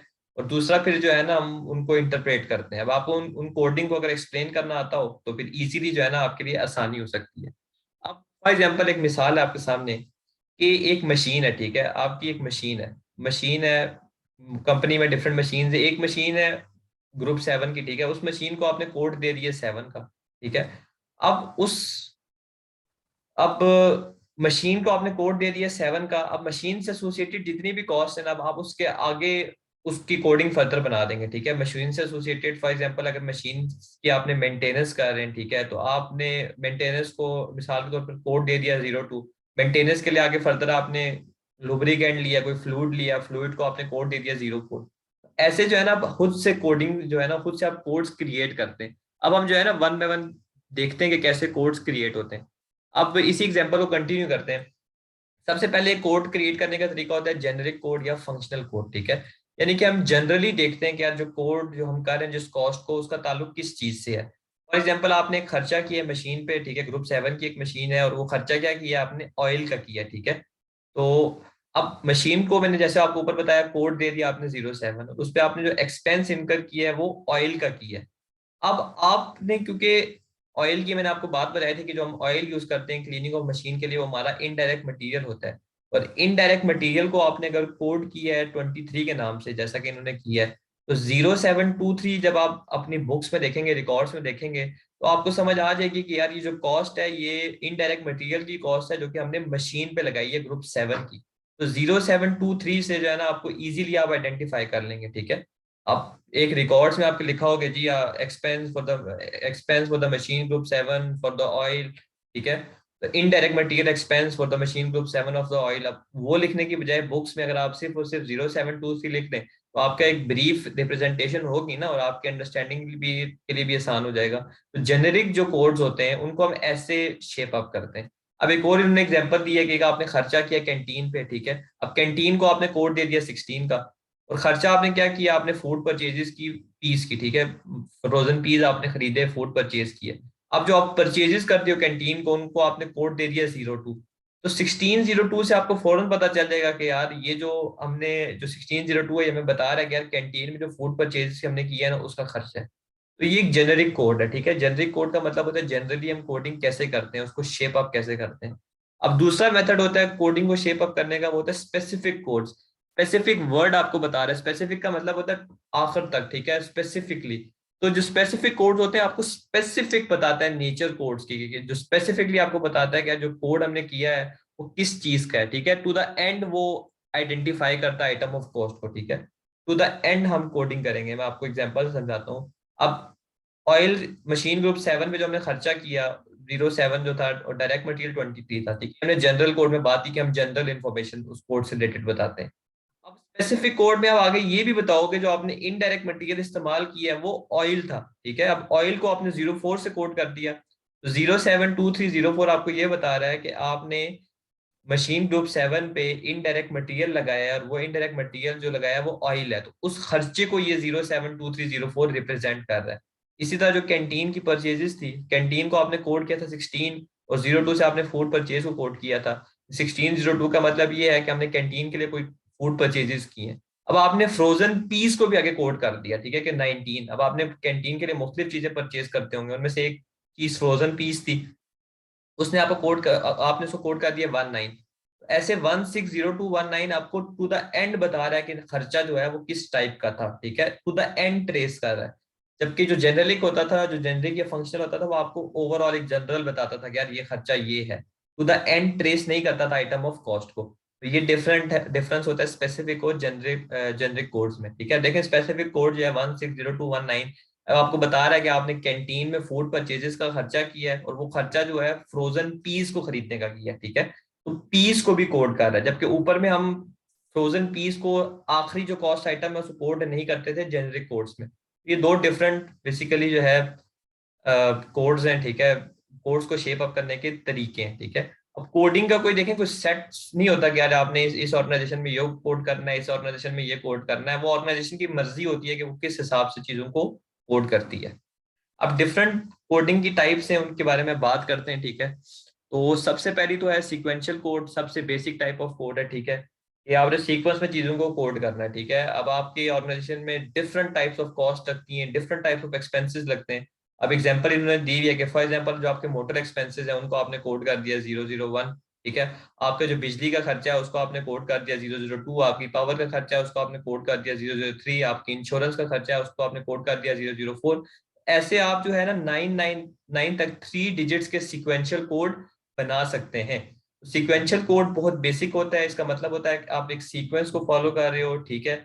और हर जो चीज होती है वो एक एक्सपेंस को या एक कॉस्ट को रिप्रेजेंट कर रही होती है। इसके बाद सेकंड आपका आता है ब्लॉक कोड्स, ठीक है। ब्लॉक कोड्स जो है वो सीक्वेंशियल कोड्स को कैटेगराइज कर देता है, कैटेगराइज कर देता है। जैसे जैसे अभी मैंने आपको बताया कि 001 से लेकर 999 तक आप डिफरेंट टाइप्स ऑफ एक्सपेंसेस को कोड करते हो, ठीक है। तो 000 अगर पीछे लिखा हो आपके, यानी कि 001 या 002 लिखा हो, 00 से एक चीज स्टार्ट हो रही हो, तो आपको पता चल जाएगा कि यार ये एक्सपेंस की बात कर रहा है, तो अप टू 999। लेकिन जैसे ही आप 100 पे आएंगे तो 100 के बाद जो है आप डिफरेंट चीजों के रेवेन्यू को, ठीक है, रेवेन्यू का मतलब आप समझ लें सेल्स को रिप्रेजेंट करें, ठीक है। जैसे आपने सेल्स की, सेल्स फ्रॉम लैपटॉप, ठीक है, लैपटॉप आपने बेचा, उसकी सेल्स की, उसको आपने कोड कर दिया 1000। फिर आपने कोई कीबोर्ड भेजा, तो आप डिफरेंट टाइप डिफरेंट चीजें बेच रहे हैं, कंप्यूटर की आपकी शॉप है, तो उसको आपने 1001 रेवेन्यू को कोड कर दिया, ठीक है। आपने माउस बेचा तो आपने 1002 कर दिया। तो 1000 से जो है ना अगली जो चीजें हैं वो रेवेन्यू होंगी, और दोबारा वो सीक्वेंस में होंगी कि 1000 से लेके अप टू 199 तक मैं रेवेन्यू आइटम्स को कोड कर रहा हूँ, ठीक है। तो ऐसे जो सिक्वेंशियल कोड्स हैं उनको आप कैटेगराइज कर देते हो, कंबाइन कर देते हो, ब्लॉक में बना देते हो, ठीक है। और एक ब्लॉक जो है वो नेचर ऑफ आइटम को बता रहा होता है। जैसे यहाँ पर क्योंकि अब 4 डिजिट सिक्वेंशियल कोड बन जाएगा तो हम इसको 4 करेंगे, 0001। तो 0001 से लेके अप टू 0999 तक, यहां तक आपको अगर कुछ चीज जीरो से स्टार्ट होती हुई नजर आ रही है तो आपको समझ आ जाएगी कि यार ये एक्सपेंसेस की बात कर रहे हैं। और आगे further 1 2 3 up to 999 different expenses को आप कोड कर सकते हो। जैसे ही आप 1000 पे आओगे तो 1 अगर स्टार्ट हो रहा है डिजिट के, तो आपको समझ आ जाएगी कि यार ये रेवेन्यू की बात कर रहा है। तो आगे आप डिफरेंट 999 टाइप्स ऑफ रेवेन्यू को रिकॉर्ड कर सकते हो कोडिंग की फॉर्म में, ठीक है। आपने लैपटॉप भेजा, कीबोर्ड माउस सेल किया, ठीक है। आपने कोई और चीज सेल कर दी, कंप्यूटर के इक्विपमेंट्स कोई और सेल कर दी है, ठीक है। आपने उसको आप डिफरेंट सेल्स को रिकॉर्ड कर सकते हो। तो ब्लॉक कोड जो है ना ऐसे कैटेगराइज कर देता है सीक्वेंशियल कोड को, ठीक है। ये आपने इसको याद रखना है। अब ये 2000 जो है वो नॉन करंट एसेट्स को रिप्रेजेंट कर रहा है। नॉन करंट एसेट्स का मतलब होता है वो एसेट्स जो कि कंपनी 1 साल से ज्यादा रखती है। तो 2 वर्ड से लेके 2000 से लेके अप टू 299 आप 999 different types of non current assets जो बिजनेस में है उनको कोड कर सकते हैं। तो ऐसे ब्लॉक कोड वर्क करता है। ब्लॉक कोड जो है वो सिक्वेंशियल कोड को कैटेगराइज कर देता है, ठीक है। और आप एक ब्लॉक की फॉर्म में बता बता देता है, और आपको ब्लॉक से पता चल जाता है कि यार ये ब्लॉक इससे रिलेट करता है। और आगे जो नंबरिंग है उससे आपको पता चल जाता है कि यार ये डिफरेंट आगे फर्दर उसकी सब कैटेगरीज है। जैसे 000 से 0999 आपको 999 डिफरेंट एक्सपेंसेस के कोड्स के बारे में बताएगा। 1000 से 199 आपको डिफरेंट टाइप्स ऑफ रेवेन्यू के बारे में बताएगा। 2000 से 299 आपको कंपनी में different types of non current asset के बारे में बताएगा। ऐसे ब्लॉक कोड्स वर्क करते हैं। इसके बाद आता है हेरारिकल कोड्स, ठीक है। हेरारिकल कोड हेरारकी वर्ड है, ठीक है। तो हेरारकी हेरारिकल कोड में हर जो डिजिट होता है कोड में, हर डिजिट वो एक चीज को रिप्रेजेंट कर रहा होता है। जैसे जैसे आप डिजिट्स ऐड करते हो तो जो आप डिजिट्स ऐड करते हो वो पिछली चीज का सबसेट होता है, यानी कि उससे रिलेट करता है, फर्दर उसके आगे होता है, ठीक है। ऐसी चीज को आप कहते हो हेरारिकल कोड, एक हेरारकी को फॉलो कर रहा होता है। अब जैसे इन्होंने यहाँ पर कहा हुआ है कि जो 1 है, 1 का मतलब है सेल्स या रेवेन्यू। ये 1 अगर लिखा हुआ है तो हम रेवेन्यू रिकॉर्ड कर रहे हैं। अब 1.1 है तो इसका मतलब है कि हम रेवेन्यू फ्रॉम यूके, यूके हमारी एक मल्टीनेशनल कंपनी है, यूके से जो हम चीजें बेच के रेवेन्यू कमा रहे हैं उसको मैं 1.1 से रिप्रेजेंट करूंगा। यूएसए को आपने कोड कर दिया 1.2 का कोड कर दिया, तो 1.2 आपको बताएगा कि यार मेरे रेवेन्यू जो मैंने यूएसए से कमाया है, क्योंकि 1 बताता है आपको रेवेन्यू, 2 आपको बताता है यूएसए, ठीक है। इसी तरह फॉर एग्जाम्पल कॉस्ट है, आपने कॉस्ट लगाई है, कॉस्ट को आपने कोड कर दिया 2.1 आपको बताएगा कि यूके का जो मेरा कंपनी है, जो यूके की डिपार्टमेंट है, वहां पर जो मेरी कॉस्ट लगी है, ठीक है। टू पॉइंट इस तरह 2.2 है आपको बताएगा कि जो यूएसए में मेरी कॉस्ट लगी है। 2.3 आपको बताएगा जो चाइना में मेरी कॉस्ट लगी है। तो हेरारिकल कोड में आगे फर्दर वही चीजों का सबसेट कोडिंग होता है, ठीक है। अब फर्दर आप इसको एक्सपेंड जितना मर्जी चाहे कर सकते हैं। अब आपने for example different types of revenue है, अब आपने लैपटॉप बेसिस जो रेवेन्यू कमाया, तो लैपटॉप सेल्स को फर्दर आपने पॉइंट वन से कोड कर दिया। तो 1.1 आपको बताएगा, वन आपको बताएगा पहला रेवेन्यू, ठीक है ये वाला। दूसरा आपको बताएगा कि जी यूके से जो मैंने कमाया है। तीसरा आपको बताएगा लैपटॉप सेल्स करके जो मैंने कमाया है। 1.1 आपको बता देगा यार revenue in UK from laptop sales. अब revenue in UK from laptop sales पूरा लिखने की बजाय अपनी बुक्स में आप 1.1.1 लिख सकते हैं, ठीक है। अगर आपको कोड एक्सप्लेन करना आते हो तो देखें ना कितनी आसानी हो जाएगी। आपकी जो एडमिनिस्ट्रेशन का जो काम है बेसिकली, ठीक है, जो एंट्री रिकॉर्ड रिकॉर्ड एंट्री का काम है वो आसान हो जाएगा। इसी तरह revenue from USA from laptop sales को उन्होंने 1.2.1 से कोड कर दिया, ठीक है। लैपटॉप सेल्स का कोड था 0.1, यूएसए का था 0.2 और रेवेन्यू का था 1.2.1। तो हायरार्किकल कोड में आपने एक चीज याद रखनी है, बड़ी इंपॉर्टेंट है, कि एक चीज जो फर्दर कोडिंग का डिजिट है वो पहले वाले से रिलेट करता होगा, उसका सबसेट होगा, तो ये हायरार्किकल कोड कहलाता है। इसके बाद आता है significant digit code. Significant digit code is a code that contains individual digits and letters that are used to represent features of coded items. The example given is used to describe pack of paper file drivers, ठीक है। Significant digit code में हर जो digit होता है, ठीक है, digit आपको representation दे रहा होता है कि यार इसको उस कोड के कैरेक्टरिस्टिक के बारे में बता रहा होता है, ठीक है। जैसे यहाँ पर इन्होंने कोड किया हुआ पेपर फाइल डिवाइडर्स देंगे 2000 जो कोड है वो आपको पेपर फाइल डिवाइडर्स के बारे में बता रहे हैं। 10 अगर उस पर लिखा हुआ है 2010, तो 10 का मतलब ये है कि 10 पैक्स हैं पेपर फाइल डिवाइडर्स के। 2020 का मतलब है 20 पैक्स हैं पेपर फाइल डिवाइडर्स के, ठीक है। 2030 का मतलब है 30 पैक्स हैं पेपर फाइल डिवाइडर्स के। तो 20 जो चीज है वो आपको बता रहा है पेपर फाइल डिवाइडर्स है। फॉर एग्जाम्पल अब आप स्क्रूज के बॉक्स है आपके पास, ठीक है, तो 30 आपको बता रहे स्क्रू बॉक्स के हवाले से कि ये स्क्रू बॉक्स है 300। अब 3010 आपको बताएगा कि यार 10, ये स्क्रूज है, सॉरी स्क्रूज। 3010 आपको बताएगा कि यार 10 बॉक्सेस हैं स्क्रूज के, ठीक है। 3040 आपको बताएगा यार कि 40 बॉक्सेस हैं स्क्रूज के। तो सिग्निफिकेंट डिजिट कोड में ऐसे जो डिजिट्स है ना, इंडिविजुअल डिजिट्स, वो जो कैरेक्टरिस्टिक होता है कोडेड आइटम का वो आपको बता देता है। ऐसी कोडिंग को आप सिग्निफिकेंट डिजिट कोड कहते हो। इसके बाद आता है फेसेटेड कोड्स। बहुत ही आसान कोड है कि ऑलरेडी फेसेट का मतलब होता है फील्ड्स, ठीक है, पार्ट्स। आपको ऑलरेडी ब्रेक डाउन दिया होगा कि यार ये पार्ट, इस पार्ट का कोड ये है, और आपने जो जिस जिस चीज को कोड करना है आप उसको इजीली कोड कर सकते हैं, ठीक है। अब यहाँ पर फॉर एग्जांपल आपने कोड करना है bonus paid to the production department manager of Asia, ठीक है। Bonus paid to the production department manager of the Asia. Asia जो है वो है 02, प्रोडक्शन डिपार्टमेंट का मैनेजर है, प्रोडक्शन डिपार्टमेंट का कोड है 02, और बोनस आप पेमेंट करें तो 0247। तो 02020247 आपको ये बता रहा है कि आपने आपने बोनस दिया है प्रोडक्शन डिपार्टमेंट के मैनेजर को एशिया रीजन के, ठीक है। यूरोप का आपने निकालना है, किसी सेल्स डिपार्टमेंट की चीज निकालनी है, सैलरीज का आइडेंटिफाई करना है, तो आपको ऑलरेडी सारा कुछ दिया हुआ है कि यार ये चीज इस चीज को रिप्रेजेंट कर रही है। फॉर एग्जाम्पल आपने एक्सपेंस रिकॉर्ड करना है सैलरीज का, जो आपने एडमिनिस्ट्रेशन डिपार्टमेंट वालों को दिया है यूएसए के। तो यूएसए का कोड था 03, एडमिनिस्ट्रेशन डिपार्टमेंट का कोड था 04, और सैलरीज का कोड था 0244। 03040244 आपको बताएगा कि यार ये एक्सपेंस है हमारा, जो हमने यूएसए के एडमिनिस्ट्रेशन डिपार्टमेंट के लोगों को सैलरीज दी है उनका। अब ये पूरी चीज को रिकॉर्ड करना, पूरे एक्सपेंस को अपनी बुक्स में रिकॉर्ड करना एक तरफ, और जस्ट ये कोड पुट कर देना, ठीक है, एक तरफ। तो देखे ना कितनी आपके लिए आसानी है चीजों को रिकॉर्ड करने में, और इसीलिए हम कोड्स को इस्तेमाल करते हैं। इसके बाद है निमोनिक कोड, ठीक है। Mnemonic code last type of coding है। निमोनिक कोड में क्या होता है कि आप अल्फाबेट से कोडिंग करते हो, ठीक है। अल्फाबेटिकल, इसको आप कह सकते हो एब्रीविएशंस, ठीक है। एब्रीविएशंस क्या, वर्डिंग्स होती हैं बड़ी बड़ी, उनको आप छोटी वर्डिंग्स में कोड कर दो। जैसे नॉन करंट एसेट है उसको आपने एनसीए कर दिया, एक्सपेंसेस को आपने ईएक्सपी कर दिया, रेवेन्यू को आपने आरईवी कर दिया। तो ये आसानी इसलिए होती है कि अकाउंटेंट होता है उसको इन टर्मिनोलॉजीज का पता होता है शॉर्ट टर्म्स का, ठीक है। यानी कि एक नॉन करंट एसेट बहुत बड़ा वर्ड है। अब एनसीए कोई भी अकाउंटेंट सुनेगा, एसीसीए का स्टूडेंट सुनेगा, उसको ऑलरेडी पता चल जाएगा कि यार ये तो नॉन करंट एसेट की बात हो रही है। अब आप देखें इस निमोनिक कोड को नंबर्स के साथ या सिक्वेंशियल कोड के साथ जोड़ भी सकते हो। फॉर एग्जाम्पल आपने कर दिया जी एनसीए 001, यानी कि आपको नॉन करंट एसेट बता रहा है एक। फिर आप कर सकते हैं इसको एनसीए 002, एनसीए 003, ऐसे आप different types of non current assets को इस तरह भी रिप्रेजेंट कर सकते हो, ठीक है।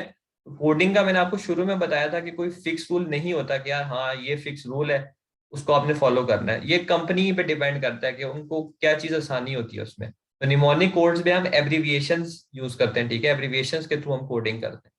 तो ये एक एग्जांपल है।